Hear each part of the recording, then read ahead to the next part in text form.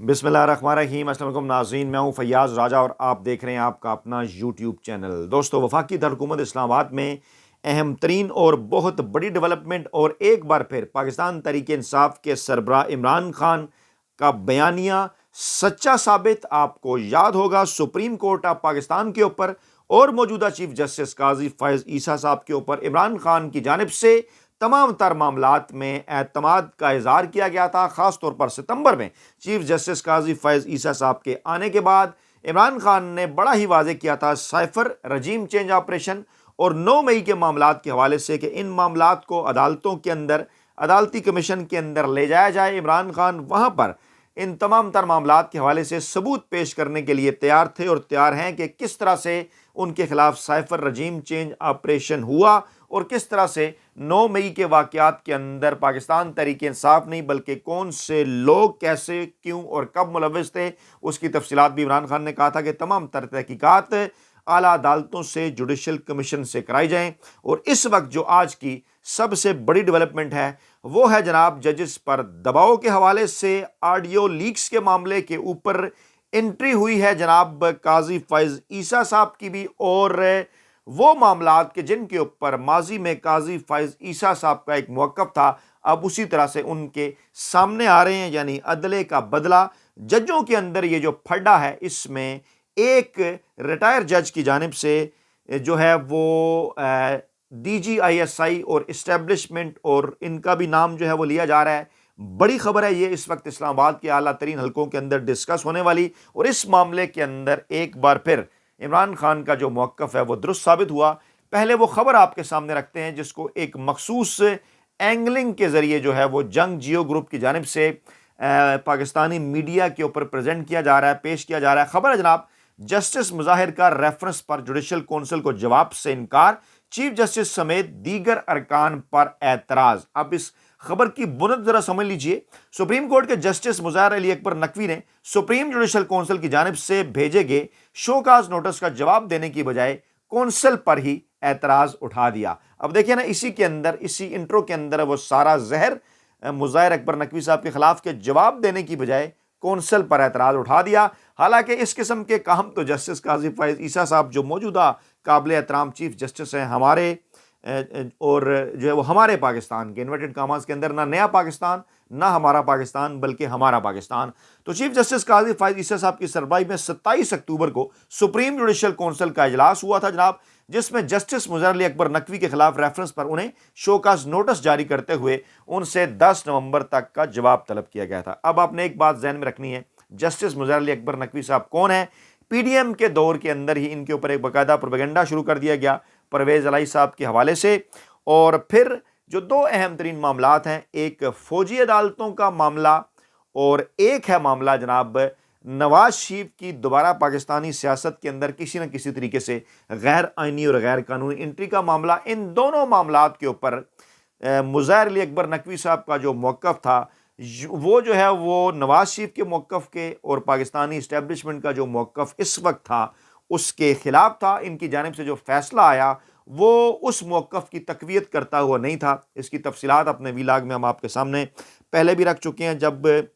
Supreme court practice and procedure act, जिसकी live समातें भी पाकिस्तानी अवाम को दिखाई गई, उसका मामला हो या फिर फौजी अदालतों का, तो मुज़ाहिर अकबर नकवी साहब का जो मौक़िफ़ था वो एक बड़ा जानदार मौक़िफ़ था आइन और कानून के हवाले से, और जिसके ऊपर यह कहा जा रहा था कि शायद कुछ थोड़ी सी नून लीग की तरफ और कुछ खुफिया हाथों की तरफ थोड़ी सी नाराज़गी है। ये बैकग्राउंड जो है वो मैंने इसलिए आपके सामने रखा। अब ज़राए का यह बताना है कि जस्टिस मुज़ाहिर अली अकबर नकवी ने सुप्रीम जुडिशल कौंसिल के शोकाज नोटिस का जो जवाब है उसकी बजाय उन्होंने क्या किया है, ये लफ्ज़ जो है वो जंग जियो ग्रुप भी इस्तेमाल कर रहा है, क्योंकि इनका ख्याल ये था कि जनाब हम अगर इस तरह के लफ्ज़ इस्तेमाल करेंगे तो इस तरह से प्रोपेगेट करेंगे कि जनाब इन्हें तो जवाब देना चाहिए। उन्होंने कौंसिल पर एतराज़ उठा दिया, हालांकि माजी के अंदर ये मिसालें मौजूद हैं। मौजूदा चीफ जस्टिस काजी फैज़ ईसा साहब भी सुप्रीम कोर्ट के ऊपर भी, बेंचेस के ऊपर भी, इसी तरह सुप्रीम जुडिशल कौंसिल के ऊपर भी कई एतराज़ात माजी में उठा चुके हैं। और जनाब मुज़ाहिर अकबर नकवी साहब ने चीफ जस्टिस काजी फैज़ ईसा साहब के ऊपर, जस्टिस सरदार तारिक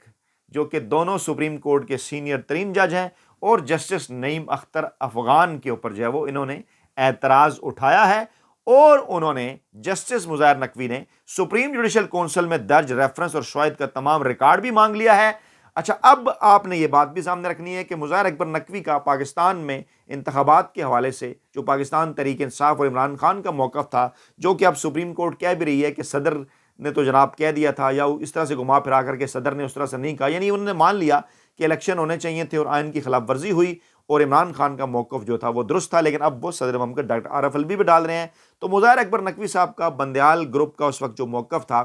گروپ میں اس لیے کہہ رہا ہوں کہ وہ جو جج صاحبان تھے جو کہ الیکشن وقت پہ کرانا چاہتے تھے، ان میں مظاہر اکبر نقوی صاحب بھی شامل تھے، لیکن اب کیونکہ یہ تمام تر صورتحال تبدیل ہو چکی ہے نئے چیف جسٹس صاحب کے آنے کے بعد، تو اب اسی طرف اشارہ بھی کیا ہے مظاہر اکبر نقوی صاحب نے۔ ریکارڈ انہوں نے مانگا، انہوں نے کہا جناب کہ میرے بارے میں جو ممبران ہیں وہ جانبدار ہیں، جسٹس قاضی فائز عیسیٰ اور justice Naeem Akhtar Afghan audio leaks inquiry commission کا بھی حصہ ہیں۔ آپ کو یاد ہوگا کہ ایک آڈیو لیکس کے حوالے سے، جو کہ انہی کے حوالے سے آڈیوز پھیلائی گئیں، ان کے کوئی پتہ نہیں، ان کو جو ہے ان کی آڈیوز قرار دیا گیا، اور اس کے بعد باقی دیگر بھی پاکستان میں ایک آڈیوز کا طوفان تھا۔ انکوائری کمیشن بنا ہوا ہے جو کہ مظاہر اکبر نقوی اور دیگر کئی آڈیوز کے حوالے سے جو ہے وہ اس نے تحقیقات کرنی ہے۔ درمیان میں وہ معاملہ رک گیا تھا بندیال صاحب کے دور میں، اور اب جو ہے وہ قاضی فائز عیسیٰ صاحب کے دور میں یہ معاملات آگے بڑھ رہے ہیں۔ تو جناب انہوں نے کہا کہ وہ جسٹس قاضی فائز عیسیٰ صاحب اور justice Naeem Akhtar Afghan audio leaks inquiry commission کا بھی حصہ ہیں، اور انکوائری کمیشن کے ممبران کو میرے خلاف جوڈیشل کمیشن کا حصہ نہیں ہونا چاہیے۔ یہ بڑا اہم نقطہ ہے، ٹھیک ہے نا، کہ آپ خود ہی مدعی بھی بن جائیں، خود ہی جج بھی بن جائیں، یہ کس طرح سے ہو سکتا ہے یہ ساری چیزیں؟ تو جناب انہوں نے کہا کہ انصاف کے تقاضوں کو مد نظر رکھنا چاہیے، اور چیف جسٹس قاضی فائز عیسیٰ اور جسٹس نعیم افغان کو میرے خلاف کونسل کا حصہ نہیں ہونا چاہیے۔ انہوں نے کہا جناب کہ جانبدار سپریم جوڈیشل کونسل کا جاری کردہ اظہار وجوہ کا نوٹس بھی جانبدار ہے، جس کا جواب نہیں دیا جا سکتا۔ سپریم جوڈیشل کونسل اکثریت سے صرف حتمی رائے صدر مملکت کو بھجوا سکتی ہے۔ آئینی اور قانونی نقطہ کہ وہ اکثریتی رائے اپنی بھجوائیں۔ جج کے خلاف سپریم جوڈیشل کونسل کی کارروائی صرف اتفاق رائے سے ممکن ہے۔ آئین سپریم جوڈیشل کونسل کو رولز بنانے کی اجازت نہیں دیتا، اور چیف جسٹس اور جسٹس سردار طارق جوڈیشل کونسل رولز کو پہلے ہی غیر آئینی کہہ چکے ہیں۔ ماضی میں چیف جسٹس اور جسٹس سردار طارق جوڈیشل کونسل رولز کو پہلے ہی غیر آئینی کہہ چکے ہیں، یعنی وہ کہتے ہیں نا عدلے کا بدلہ انہی کا معاملہ انہی کے سر۔ تو بڑا سمارٹلی انہوں نے آئین اور قانون کے تحت جو ہے انہوں نے کھیلا۔ انہوں نے اعتراض میں یہ بھی کہا کہ شو کاز نوٹس میں موقف تبدیل کرنے کی دونوں ججز نے کوئی وجہ نہیں بتائی کہ اپنا موقف انہوں نے ماضی کی نسبت اب کیوں تبدیل کر لیا ہے۔ شکایت پر سپریم جوڈیشل کونسل میں بحث ہوئی، نہ کسی سے معلومات لی گئیں، اور جسٹس سردار طارق کے کیس میں کونسل نے شکایت کنندہ کو ذاتی حیثیت میں طلب کیا اور شواہد مانگے۔ میرے کیس میں شکایت کنندہ کو بلایا ہی نہیں، ٹھیک ہے، اور نہ ہی مزید معلومات فراہم کرنے کا کہا، اور جو موقع جسٹس طارق کو کونسل کی جانب سے دیا گیا وہ تو مجھے ملا ہی نہیں۔ اور جسٹس مظاہر نقوی کا یہ بھی کہنا، اچھا سردار طارق صاحب کے اوپر بھی الزام تھے، ان کا معاملہ ختم،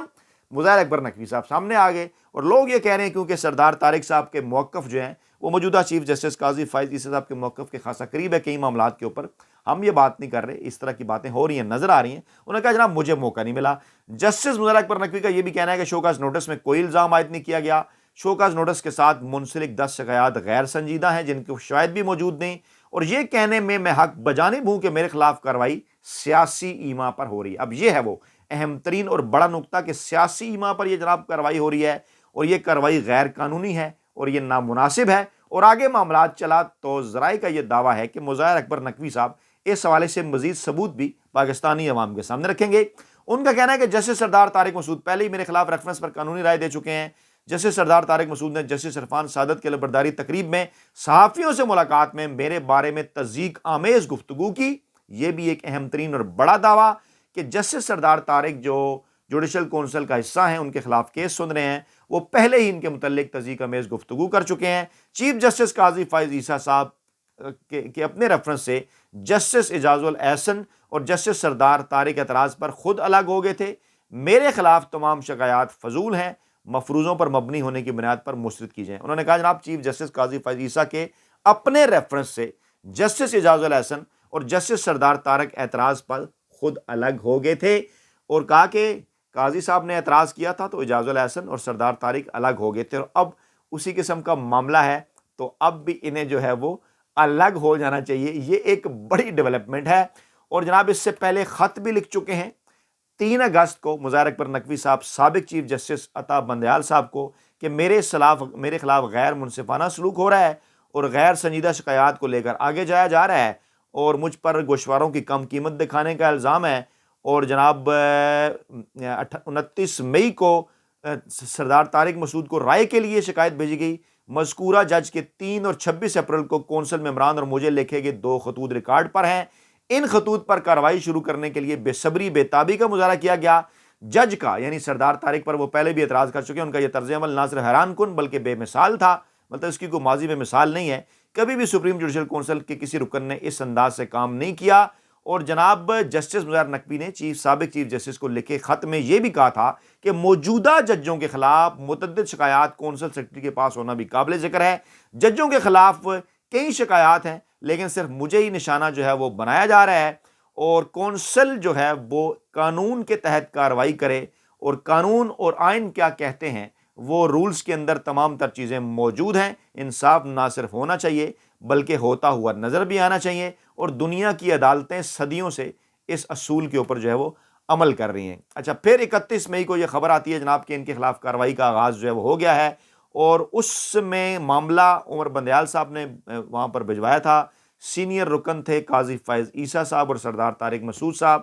جو کہ اب پہلے قاضی فائز عیسیٰ صاحب دوسرے نمبر پہ، سردار طارق صاحب تیسرے نمبر پہ، اب چیف جسٹس ہیں قاضی فائز عیسیٰ، سردار طارق صاحب ان کے بعد ہیں۔ اور جناب اب اس معاملات کو آگے بڑھایا جا رہا ہے اس طرح سے۔ لیکن اسی دوران ایک چیز آپ نے اور بھی ذہن میں رکھنی ہے کہ ایک خبر اور بھی آئی تھی، اور وہ خبر کہاں سے آئی تھی؟ وہ آئی تھی جسٹس ریٹائرڈ شوکت صدیقی صاحب سے۔ اور ایک پوری تاریخ ذرا سمجھ لیں کہ افتخار چودھری صاحب ہوں، قاضی فائز عیسیٰ صاحب ہوں، میں سابق چیف جسٹس افتخار چودھری صاحب کی بات کر رہا ہوں، وہ قاضی فائز عیسیٰ صاحب اور عطر من اللہ صاحب، ان کے دور کے اندر جو ہے وہ ایک اعتراض اٹھایا گیا کہ کس طرح سے، بلکہ کیس بھی آیا تھا سامنے کہ کس طرح سے قاضی فائز عیسیٰ صاحب اور عطر من اللہ صاحب اتنی جلدی جو ہے وہ بلوچستان ہائی کورٹ اور اسلام آباد ہائی کورٹ کے اندر جو ہے وہ جج تعینات ہو گئے تھے۔ یہ معاملہ سنا جاتا رہا، اور شوکت صدیقی صاحب بھی جناب علی جو ہے وہ ذرائع کا یہ دعویٰ ہے، بات بھی کرتے ہیں لوگ اس کے اوپر، کورٹ رپورٹرز بھی، دیگر لوگ بھی، کہ جناب یہ جو تمام تر معاملات ہیں، افتخار چودھری صاحب کیونکہ خاصے قریب تھے قاضی فائز عیسیٰ صاحب کے، عطر من اللہ صاحب کے، شوکت صدیقی صاحب کے، تو یہ ایک ہی طرح کے معاملات ان کے دیکھے جانے چاہیے۔ شوکت صدیقی صاحب نے جولائی 2023 کے اندر ایک بات کی تھی، میں آپ کے سامنے وہ رکھ رہا ہوں۔ وہ کیا بات تھی؟ وہ یہ تھی کہ جسٹس مظاہر نقوی جنرل فیض کے بہت قریب تھے۔ اچھا، اب مئی میں یہ معاملہ آتا ہے، کارروائی کا آغاز ہوتا ہے، اگست میں معاملہ آگے چلتا ہے، خط لکھا جاتا ہے، جولائی میں شوکت صدیقی صاحب یہ بات کر دیتے ہیں کہ وہ جنرل فیض کے بہت قریب تھے۔ اچھا، پاکستان میں نے کہا نا کہ ایک بات ہے کہ جب ذکر کیا جاتا ہے اسٹیبلشمنٹ کا، تو بجائے اس کے کہ ہمارے بڑے اینکر ویلے کالم نگار اور ملازم صحافی موجودہ اسٹیبلشمنٹ کا ذکر کریں، وہ بات کو لے جاتے ہیں ماضی میں جنرل باجوہ صاحب جو ماضی کی اسٹیبلشمنٹ ہے، یا جنرل فیض صاحب جو ماضی کی اسٹیبلشمنٹ ہے،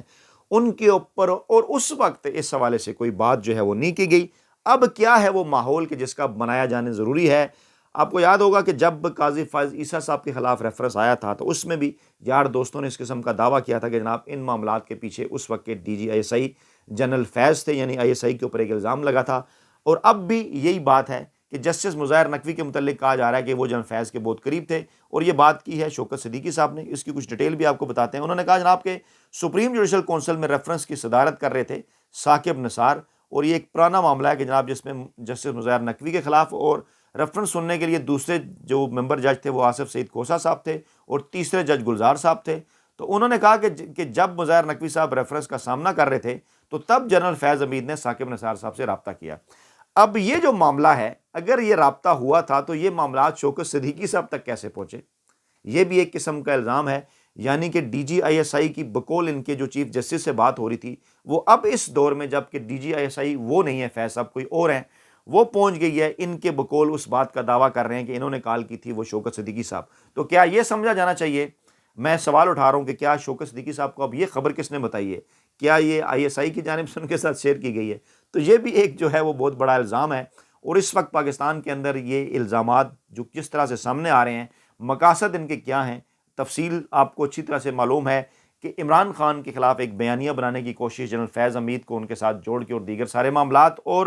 آگے آنے والے دنوں کے اندر عمران خان جو کہ اس وقت پاکستان کے مقبول ترین سیاستدان ہیں، ان کا راستہ روکنے کے جو حوالے سے وہ کوششیں۔ لیکن اس وقت موجودہ جو صورتحال ہے، سپریم کورٹ آف پاکستان کے اندر، اور یہ جو لیٹسٹ ڈیولپمنٹ ہے اس نے ایک بار پھر عمران خان کا پاکستان تحریک انصاف کا جو موقف ہے وہ درست اور سچ ثابت کر دیا۔ عمران خان یہ بات کہہ چکے، مسلسل کہتے نظر آ رہے ہیں کہ ججز کے اوپر دباؤ ہے، کب سے وہ یہ بات کر رہے ہیں، ججز کے اوپر یہ دباؤ ہے کہ وہ پاکستان تحریک انصاف اور عمران خان کے حوالے سے جو ہے وہ جانبدارانہ فیصلے کریں۔ تو ایک بار پھر ان تمام تر معاملات نے عمران خان کو کر دیا ہے جناب سچا ثابت۔ اپنا بہت خیال رکھیے گا، دعاؤں میں یاد رکھیے گا۔ نئی ویڈیو کے ساتھ جلد حاضر ہوں گے، اللہ نے کے بعد۔